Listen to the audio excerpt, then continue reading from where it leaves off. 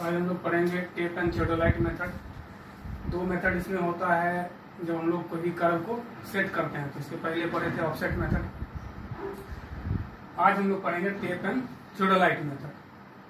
Tape and theodolite method में हम लोग क्या करते हैं, टेप की मदद से लंबाई मेजर करते हैं, लेंथ मेजर करते हैं कोई भी लाइन का, और थियोडोलाइट की मदद से एंगल मेजर करते हैं। तो पहला पॉइंट वही है, in this method tape is use for making linear measurement. Tape का उपयोग हम लोग लीनियर मेजरमेंट के लिए करते हैं। And theodolite is use to angular measurement, और हम लोग थियोडोलाइट का उपयोग एंगुलर मेजरमेंट के लिए लेते हैं। मतलब इस मेथड में टेप का उपयोग लीनियर मेजरमेंट के लिए और थियोडोलाइट का उपयोग हम लोग एंगुलर मेजरमेंट के लिए करेंगे। इस मेथड का नाम रैंकिंग मेथड भी है, रैंकाइन मेथड भी इसी को बोलते हैं हम लोग, या इसको हम लोग डिफ्लेक्शन एंगल मेथड बोलते हैं। मतलब इसका तीन नाम हुआ, tape and theodolite method, Rankine method, या इसको हम लोग डिफ्लेक्शन एंगल मेथड भी बोलते हैं। ये जो मेथड आज हम लोग पढ़ रहे हैं उसका तीन नेम हुआ, tape and theodolite method, Rankine method, deflection angle method. इस मेथड का उपयोग हम लोग तभी कर सकते हैं जब कॉर्ड का जो लंबाई है, ये जो कॉर्ड है इसको कॉर्ड बोलते हैं और इसको बोलते हैं आर्क। ये मेरा आर्क हुआ, ये आर्क हुआ और ये कॉर्ड। अगर ये कॉर्ड का लंबाई r/20, this method is recommended when chord length does not exceed. मतलब कॉर्ड का जो ये लंबाई है, ये कॉर्ड का जो लंबाई है वो एक्सीड नहीं करना चाहिए r/20 से। यानी मेरे कहने का मतलब हुआ, r मतलब रेडियस, मान लेते हैं इसका रेडियस 500, इसका रेडियस हम मान लिए 500, तो 500/20 कितना हुआ, ये 25 मीटर। यानी ये कॉर्ड का लंबाई 25 मीटर से ज्यादा कभी नहीं हो सकता है। तभी ये टेप एंड थियोडोलाइट मेथड हम लोग उपयोग करेंगे।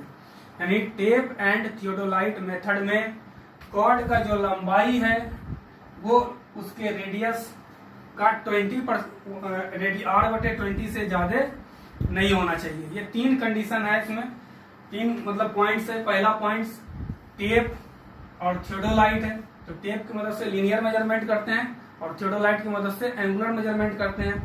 इस मेथड को हम लोग रैंकाइन मेथड भी बोलते हैं, डिफ्लेक्शन एंगल मेथड भी बोलते हैं। और इस मेथड में ये ध्यान हम लोग को देना रहता है कि कॉर्ड का लंबाई जो है वो बड़ा नहीं होना चाहिए, एक्सीड नहीं करना चाहिए। किससे? r/20 से। r/20 से एक्सीड नहीं करना चाहिए, ये इंपॉर्टेंट है, इसको याद रखना है। उसी समय इस मेथड को हम लोग यूज करेंगे। इसका ये जनरल पॉइंट था। आगे देखते हैं, इसमें हम इसका डेरिवेशन सब देखेंगे।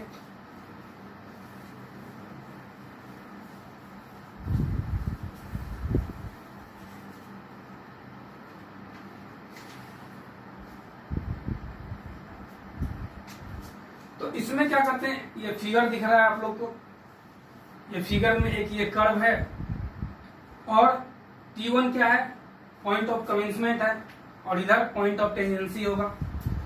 इसमें हम लोग क्या किए, एक कॉर्ड लिए C1, C2 और ये, मतलब एक कॉर्ड ये है, दूसरा कॉर्ड ये है और तीसरा कॉर्ड ये है।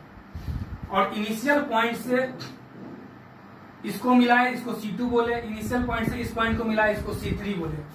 तो सबसे पहले इसमें हम लोग तीन कॉर्ड लेते हैं, C1, C2 and C3 is the length of chord T1D, DE and EF। हम लोग तीन कॉर्ड लिए जो कि यहाँ एंगल बना रहा है Δ1, Δ1, Δ2 and Δ3 are the tangent angle. अब क्या किए हम, इस पॉइंट पे, फर्स्ट पॉइंट पे टेंजेंट डाले। तो ये जो टेंजेंट डाले और ये जो कॉर्ड है मेरा, मतलब T1, D1 जो कॉर्ड है, इस टेंजेंट के साथ एंगल कितना बनाया, Δ1 मान लिया। अब फिर क्या किए, दूसरे पॉइंट मतलब D जो पॉइंट है उस पे एक टेंजेंट डाले और यहाँ जो कॉर्ड है मतलब डी से जो ई तक कॉर्ड गया है वो यहाँ पे एंगल बनाया डेल्टा 2। फिर हम लोग ई पॉइंट पे टेंजेंट दिए और ये टेंजेंट जो डी एफ कॉर्ड है इसके साथ एंगल बना रहा है डेल्टा 3। ये 3 एंगल हम लोग अभी जनरल लिए हैं, डेल्टा 1, डेल्टा 2, डेल्टा 3। यानी T1 पे टेंजेंट दिए तो C1 जो एंगल बनाया उसको डेल्टा 1 बोले। DE अगर हम लोग D पे टेंजेंट दिए तो DE जो एंगल बनाया उसको डेल्टा 2 एंगल बोले। और EF अगर E पे हम लोग टेंजेंट दिए तो EF कॉर्ड के बारे में हम चर्चा कर रहे हैं जहां भी, तो कॉर्ड जो एंगल बनाया उसको डेल्टा 3 एंगल बोले। और delta 1, delta 2 and delta 3 are the total tangential or deflection angle which the chord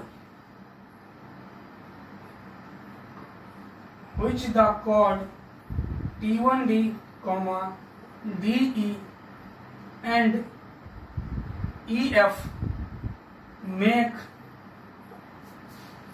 with first tangent with the first tangent AB।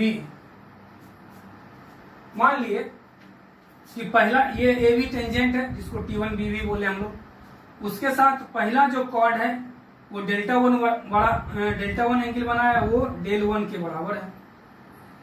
फिर टोटल एंगल यहां से फिर एक इस पॉइंट पे हम लोग टेंजेंट लिए हैं तो यहाँ जो सेकंड वाला कॉर्ड है मतलब DE जो कॉर्ड है वो कितना एंगल बनाया डेल्टा 2। तो इस T1 पॉइंट को और E पॉइंट को मिलाए तो ये इसका टोटल डिफ्लेक्शन एंगल हुआ, मतलब यहां से इतना ये डिफ्लेक्ट हुआ तो टोटल डिफ्लेक्शन एंगल ये डेल 2 हुआ। फिर इस पॉइंट मतलब DE कॉर्ड जो है E पॉइंट पे हम लोग एक टेंजेंट दिए, E पॉइंट पे टेंजेंट दिए तो कॉर्ड DE एंगल बनाया कितना डेल्टा 3। और फिर T और F को मिलाए तो ये यहां से ये डिफ्लेक्ट कितना हुआ डेल्टा 3 हुआ, मतलब ये इसका डिफ्लेक्शन एंगल डेल्टा 3।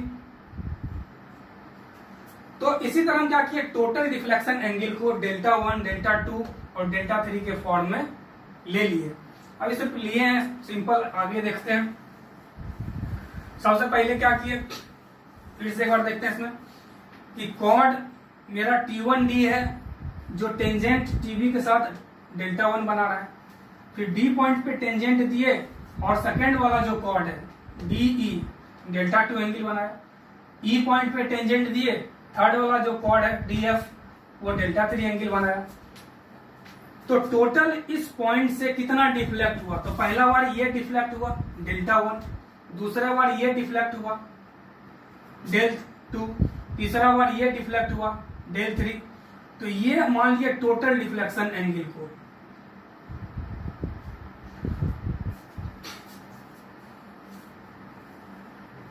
फिर आगे देखते हैं।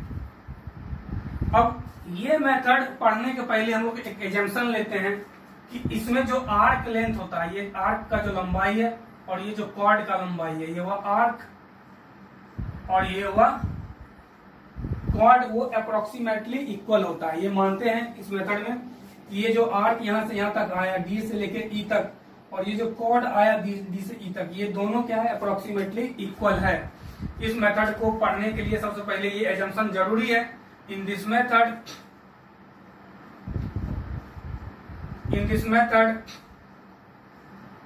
the chord T1D is approximately equal to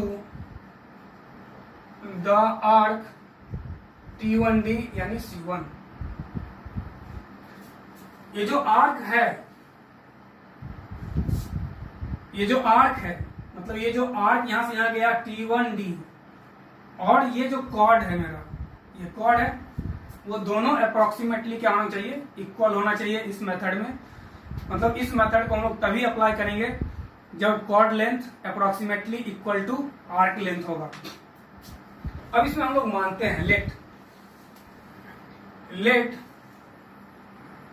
the deflection angle for the chord T1D equal to delta. मान लिए जो शुरू में माने हुए हैं कि ये जो कॉर्ड है मेरा, ये फर्स्ट कॉर्ड वो टेंजेंट के साथ कितना एंगल बना रहा है, तो डेल्टा 1। मतलब पहला मान लिए कि फर्स्ट कॉर्ड जो टेंजेंट T1B है या AB है उसके साथ एंगल बना रहा है मेरा डेल्टा 1। अब यहाँ एक ट्रायंगल दिख रहा है हम लोग को, OT1D दिख रहा है। तो OT1D में इधर ये जो एंगल है वो कितना के बराबर होगा, मतलब OT1D एंगल कितना के बराबर होगा, तो टोटल एंगल यहां से लेके यहां तक 90 डिग्री है। तो हम लोग जानते हैं कि कर्व पे अगर कोई टेंजेंट देते हैं वो रेडियस पे कितना एंगल बनाता है, 90 डिग्री बनाता है। तो टोटल एंगल ये 90 डिग्री और ये आउटसाइडर एंगल डेल्टा 1, तो ये इनसाइडर एंगल कितना हो गया 90 माइनस डेल्टा 1। मतलब ये अंदर वाला जो एंगल होगा वो 90 माइनस डेल्टा 1 होगा। अब इस ट्रायंगल के बारे में हम चर्चा कर रहे थे, OBT1 यानी OT1D ये एंगल हम लोग निकाले 90 माइनस डेल्टा 1, अभी निकाले फिगर में। और ये दोनों क्या है, रेडियस है, ये भी रेडियस है और ये भी रेडियस है। तो ये दोनों रेडियस है तो ट्रायंगल क्या हो गया, आइसोस्केल्स ट्रायंगल हो गया। और आइसोस्केल्स ट्रायंगल का बेस एंगल क्या होता है, दोनों इक्वल होता है। तो इधर वाला भी एंगल कितना आ जाएगा 90 माइनस डेल्टा 1। मतलब ये जो एंगल है वो 90 माइनस डेल्टा 1 और इधर वाला जो एंगल है 90 माइनस डेल्टा 1। और इस ट्रायंगल में तीनों एंगल का सम 180 होता है। तो इधर वाला एंगल हम लोग निकाल सकते हैं 180 degree minus 2 into 90 minus delta 1। ये दोनों एंगल सेम है, तो इसको जब कैलकुलेट करते हैं तो हम लोग ये 2 डेल्टा 1 आता है। मतलब ये जो एंगल आया सेंटर पे, जो ये कॉर्ड एंगल बनाया, यानी T1D जो कॉर्ड है वो सेंटर पे कितना एंगल बनाया 2 डेल्टा 1। इसका मतलब हुआ कि यहाँ जितना एंगल बनेगा उसका डबल एंगल यहाँ पे बनेगा। यानी सेंट्रल एंगल, सेंटर पे जितना एंगल बनता है उसका आधा कोई भी कॉर्ड अपने टेंजेंट के साथ एंगल का फॉर्मेशन करता है। उसी तरह D1DE है, यहाँ डेल्टा 2 एंगल बना रहा है, तो इधर वाला एंगल 90 माइनस डेल्टा 2, ये 90 माइनस डेल्टा 2 और इधर वाला भी एंगल 90 माइनस डेल्टा 2। तो सेम प्रोसेस, यहाँ 2 डेल्टा 2 हो गया। उसी तरह तीसरा जो कॉर्ड है वो एंगल कितना बनाया 2 डेल्टा 3 बनाया। तो यहां से हम लोग सेंटर का एंगल निकालने के लिए सीखे कि सेंटर पे एंगल कितना बनेगा। सिमिलरली जिस तरह से 2 डेल्टा 1 बना उसी तरह से 2 डेल्टा 2 बना, उसी तरह से 2 डेल्टा 3 बना। इसके बाद ये तो सारा मेजरमेंट अभी हम लोग सीख रहे हैं कैसे निकाल रहे हैं। अब एक फॉर्मूला और हम लोग जानते हैं कि थीटा बराबर आर्क अपॉन रेडियस होता है। इसका उपयोग करेंगे इसमें हम लोग, यानी ये फॉर्मूला जानते हैं तो क्या जानते हैं, arc T1D divided by radius equal to angle T1OD1 in radian. देखते हैं आर्क T1D, मतलब ये जो आर्क है, मतलब पहला जो कॉर्ड है T1D उसके ऊपर जो आर्क है, ये आर्क है उसका, ये आर्क डिवाइडेड बाय ये रेडियस इक्वल टू क्या होगा, सेंटर पे जितना एंगल बनाएगा, यानी आर्क बटे रेडियस बराबर थीटा। यानी थीटा क्या लिखे T1OD, मतलब इस एंगल के बारे में लिखे। यहां क्या हो गया, आर्क, इसको मान ले ये हो गया मेरा आर्क का लंबाई यहां से लेके यहां तक कॉर्ड के बराबर होगा। हम लोग अभी एजम्पशन देखे कि आर्क लेंथ करीब करीब किसके बराबर होना चाहिए, कॉर्ड लेंथ के बराबर होना चाहिए। और कॉर्ड का लेंथ यहाँ C1 है, यानी ये जो कॉर्ड का लंबाई है T1D बराबर C1, ऊपर एजम्पशन हम लिए थे, ये हो गया इसके जगह C1 divided by R radius, और ये एंगल कितना है 2 डेल्टा 1, रेडियन में होगा, इन रेडियन। इसको लिखते हैं, जगह थोड़ा कम है, C1R divided by 2 delta 1 in radian. Clear है। अब यहां से हम लोग लिख सकते हैं डेल्टा 1 बराबर C1 upon 2r in radian लिख सकते हैं। फिर यहां से हम लोग लिख सकते हैं delta 1 equal to C1 upon 2r into 180 upon pi degree में। जब रेडियन को हम लोग डिग्री में कन्वर्ट करते हैं तो 180 डिवाइडेड बाय पाई से इंटू करना पड़ता है हमको। एक रेडियन बराबर 180 डिवाइडेड बाय पाई डिग्री। तो यहां से फिर मेरा क्या हुआ, delta 1 C1 upon 2r into 180 upon pi into 60 से अगर इसमें इंटू कर देते हैं तो ये मिनट में आ जाएगा। क्लियर है? ये डिग्री में है, डिग्री को मिनट में बनाने के लिए 60 से इंटू करना पड़ेगा। अगर इसको सेकेंड में बनाना रहता तो फिर 60 से इंटू करते। तो यहां से डेल्टा 1 कैलकुलेट किए तो 1718.9 डिवाइडेड बाय r, और ये C1 क्या चीज में आया, ये मिनट में। यानी डेल्टा 1 का मान हम लोग निकाले 1718.9 divided by r into C1। और C1 यहाँ क्या है, आर्क का लेंथ बोले या कॉर्ड का लेंथ बोले बराबर है, क्योंकि दोनों को हम लोग अप्रोक्सीमेटली इक्वल माने हैं। Chord length equal to arc length, किस मेथड में, टेप एंड थियोडोलाइट मेथड में। यहाँ तक ऑब्वियस, हम यहाँ तक क्लियर होगा क्या? इसको फिर से देख लेते हैं।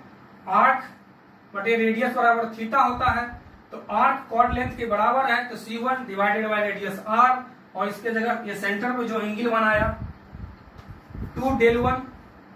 फिर यहां से हम लोग डेल्टा 1 निकाल लिए, 2 को इधर कर दिए, C अपॉन 2r, ये रेडियन में, फिर इसको डिग्री में चेंज किए तो 180 डिवाइडेड बाय पाई से इंटू किए। फिर इस डिग्री को हम लोग मिनट में चेंज किए तो 60 से इंटू किए और कैलकुलेट किए तो ये 1718.9 divided by r into C1 in minute. ये आया। एक एंगल का वैल्यू हम लोग निकाले जो कि यहाँ पे फर्स्ट कॉर्ड जो है वो टेंजेंट AB के साथ बना रहा है, यानी मेरा डेल्टा 1 इक्वल टू आया 1718.9 divided by r into C1। इसको इरेज करते हैं।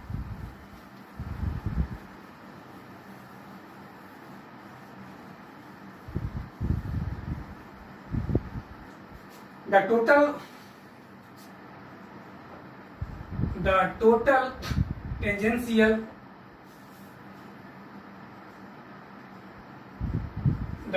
tangential angle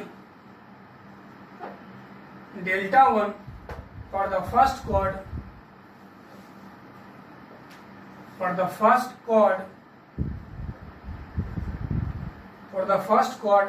T1D equal to angle BT1D equal to delta 1।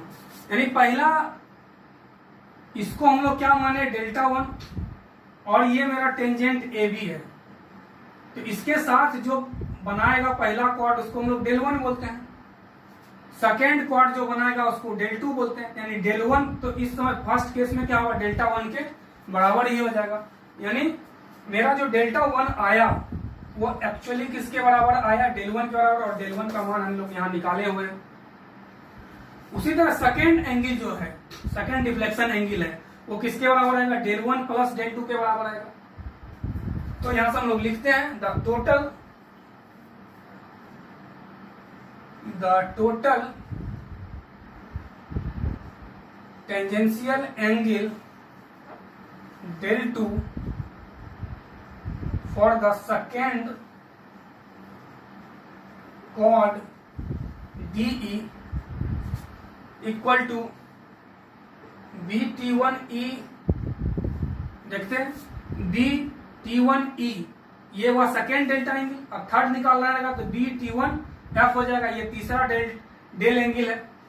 तो ये जो एंगल है ये किसके बराबर है, इसको हम लोग लिख सकते हैं इक्वल टू, यहाँ लिखते हैं नीचे, angle BT1E equal to angle BT1D plus angle DT1E।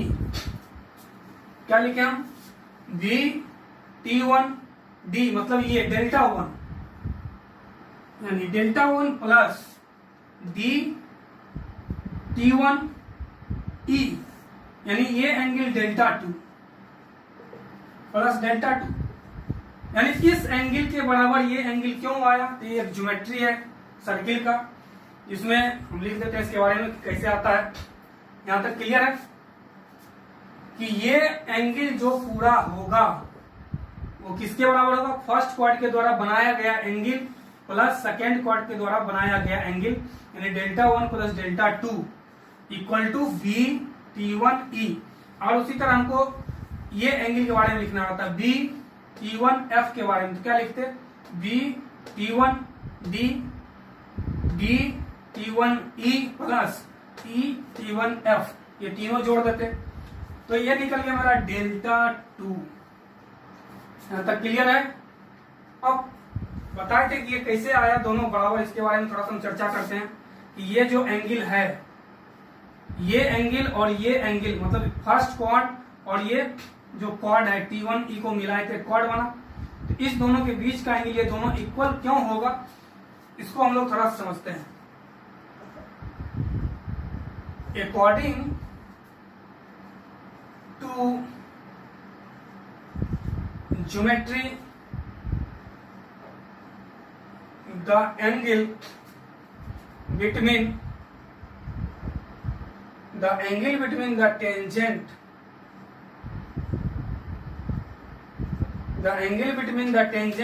and a chord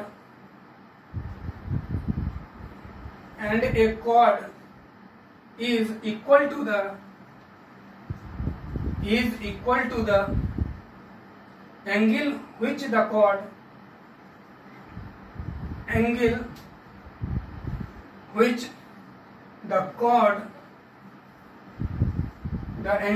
the chord subtended in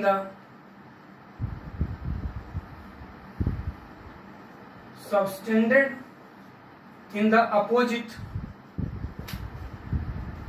segment यहाँ ये ज्योमेट्री होता है किसी भी सर्किल का कि अगर हम लोग टेंजेंट लेते हैं, एंगल लेते हैं, कहाँ एंगल लेते हैं, angle between the tangent and cord, मतलब इसको अच्छे से समझते हैं। यहाँ टेंजेंट डाले और एक ये कॉर्ड है DE कॉर्ड है और ये इनिशियल कॉर्ड था T1, ये इसका रेडियस था।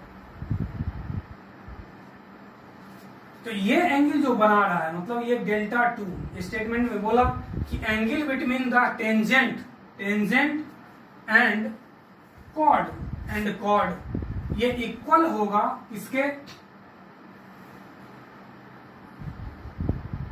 ये इक्वल होगा equal to the angle which chord subtend is opposite sense, मतलब कॉर्ड जो अपोजिट सेंस में बना हुआ है, ये कॉर्ड अपोजिट सेंस में बना हुआ, इसके साथ जो एंगल बनाएगा ये दोनों एंगल क्या होगा, इक्वल होगा। इसलिए यहाँ पहला कॉर्ड डेल्टा 1 बना रहा था और पहला कॉर्ड के साथ ये जो है मतलब फर्स्ट पॉइंट और ये लास्ट पॉइंट को मिलाए, ये एंगल और ये एंगल बराबर होगा, इसलिए ये टोटल को हम लोग डेल्टा 2 बोले हैं। तो डेल्टा 2 इक्वल टू ये एंगल प्लस ये एंगल हो गया। ये स्टेटमेंट बोलता है कि किसी भी कॉर्ड एक टेंजेंट है और एक ये कॉर्ड है, ये जो एंगल बनाएगा वो इक्वल होगा chord subtended in opposite sense, मतलब अपोजिट सेंस में जो एंगल बनाया होगा ये दोनों एंगल क्या होगा, इक्वल होगा। ठीक है, फिर आगे हम लोग देखते हैं।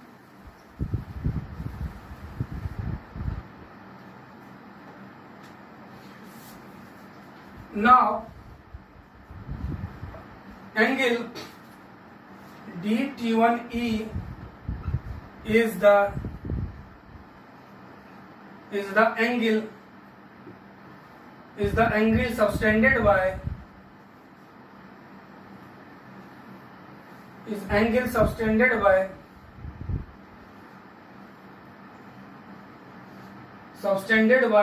the chord DE in the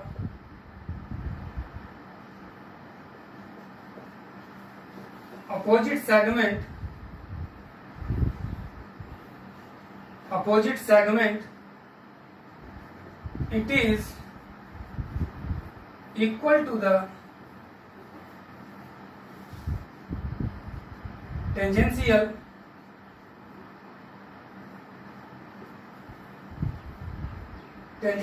angle delta 2 between the tangent D and the chord DE। वही लिखे कि एंगल जो ये बनेगा वो किसके बराबर होगा, ये जो कॉर्ड जो बना रहा है एंगल, ये दोनों एंगल क्या होगा, इक्वल होगा। Now angle DT1E